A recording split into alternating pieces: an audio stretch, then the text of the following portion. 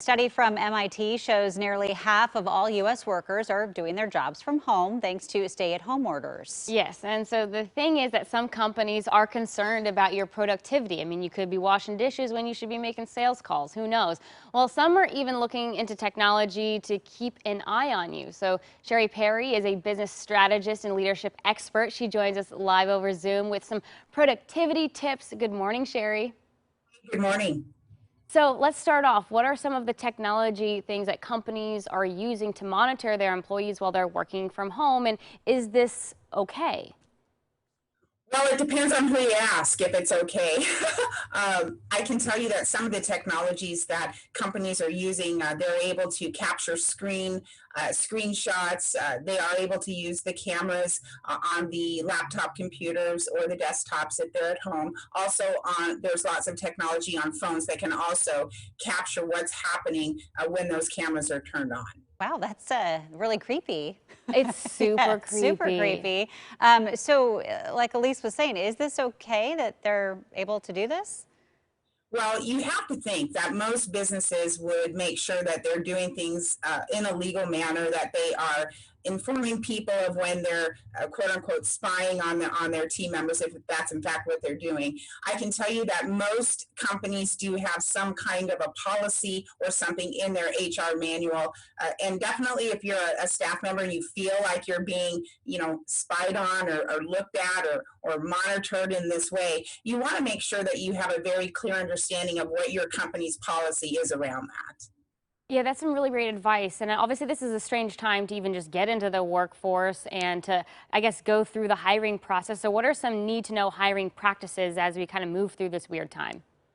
Well, the number one thing is that if you're hiring the right people and you're hiring people that are in alignment with your mission, your vision, and your values, that minimizes the steps that you need to take to make sure that people are quote unquote doing their job. In fact, if you feel like you're having to over monitor people, you may first want to get a little handheld mirror and check in the mirror and make sure it's not your problem, that you don't have a little bit of a control issue, A.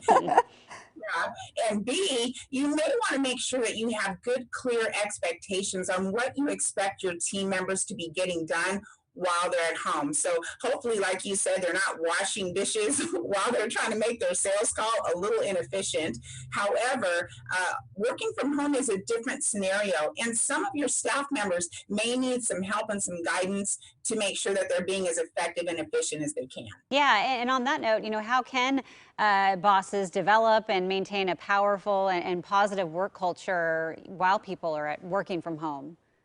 Such a great question. I can tell you that, first of all, people act like you expect them to act in most cases, not always. But if you have a high level of expectation for your team and you treat people like you trust them, most of the time people are going to be pretty darn trustworthy. Having good parameters, processes, and procedures in place definitely helps people that are working, whether they're in your office or remote. And then also making sure that you have some type of check-in, where I know, like for an example, in our company, our team sends emails out every day saying, hey team, guess what? Here's how I contributed to the team today.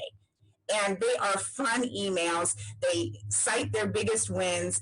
They are literally inspiring not only themselves, but the rest of their team. So now it's no longer a managerial position. It's a personal integrity issue when people say, listen, I want to be known as someone who does the best, no matter where I'm positioned, whether I'm at home or at work. I want people to know that I'm bringing a full measure. Yeah, I think that's huge, and it's really important, obviously, to always have a good, morale at the workplace, and it's something it's important to talk about because it takes everybody to make that happen. So Takes thank a you. village. It takes a village to have a positive workforce. All right. Well, thank you so much for joining us, Cheri. All of your tips are fantastic and good to know. And to check out more work from home tips, we will have a link to Cheri's website at coin.com.